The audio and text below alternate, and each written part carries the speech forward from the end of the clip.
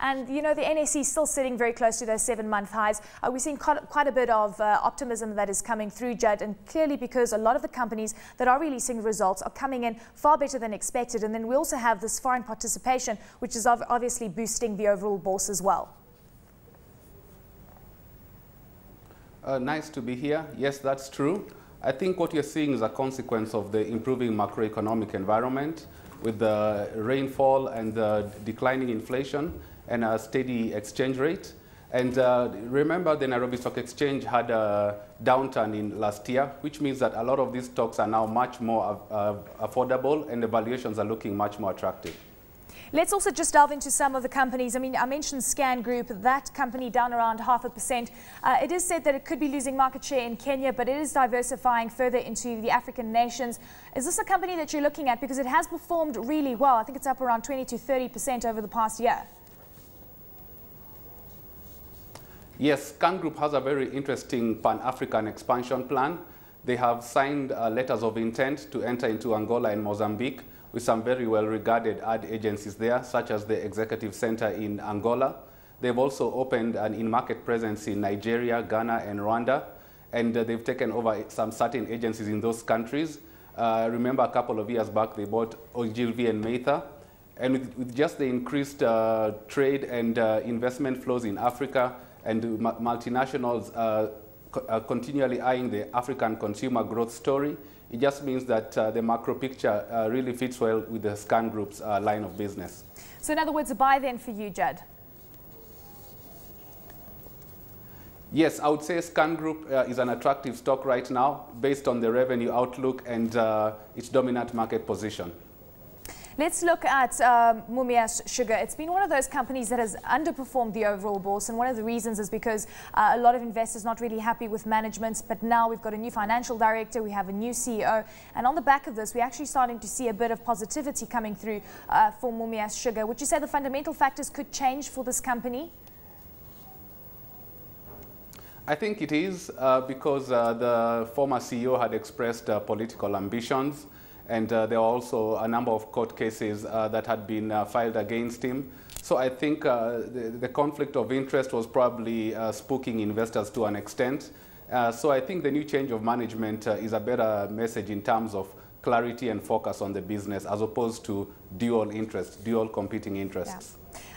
Kenya Commercial Bank has also been one of those favorites, Judd, and it seems a lot of positive sentiment coming through, not only from local investors, but also from international investors. It seems that overall business within the banking sector seems to be very much in vogue this year. Do you think that it can sustain this momentum? Because we might just see a sticky inflation number, and if that means perhaps a sticky interest rates environment as well, that could hamper growth on the ground. Yes, I mean, KCB has a very attractive valuation. It has the lowest price to book ratio, around 1.8 among the large cap Kenyan banks. Management recently did road shows in Johannesburg, in London, and in the US. So that has probably helped in terms of direct management interaction with foreign investors. And KCB also, they are undergoing their McKinsey-initiated transformation plan, which will see them shed a significant proportion of their costs. So it's a really attractive stock right now, and I can see it undergoing further strength in the weeks ahead. Judd, what is your sense in terms of becoming quite involved with regards to the bond auctions? We're looking at very attractive yields. We're sitting at the 91-day Treasury bill, sitting at around 15.9%, and that's down from around just over 16% or so. Would you say that there is a lot of appetite for a lot of these Treasury bills? Because this is a very interesting question which we're asking a lot in Nigeria, where a lot of people don't want to be involved in the equity market. They're finding bond yields and Treasury yields far more attractive. Is there something that could play out in a similar fashion in Kenya?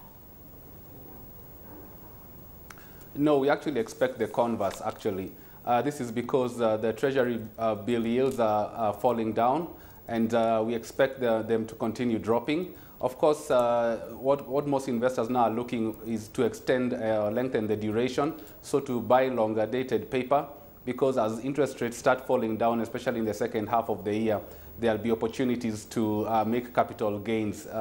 But to a large extent, what we are anticipating is a return to the equities market, especially by local fund managers. So quite the converse, as treasury bills are looking much less attractive from a hold to maturity perspective, but looking slightly more attractive from a trading perspective.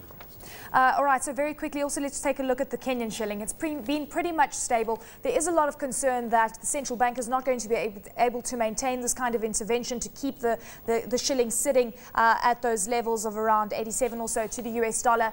Is this a concern for you as well? What kind of risks then are posed to the economy? Obviously, that would mean high inflation if we see the shilling slipping back to those all-time lows that we saw towards the end of last year. I think the central bank will get considerable firepower because remember there is this $600 million foreign currency denominated loan that they're negotiating with a syndicate of banks. And it was reported yesterday that the government has actually achieved its domestic borrowing target for the year. So the government really doesn't need additional funding. So the government will have additional power and central bank to control the shilling once they receive this $600 million, possibly in the May-June timeframe. So I think that will boost their firepower and their ability to keep a grip on the shilling.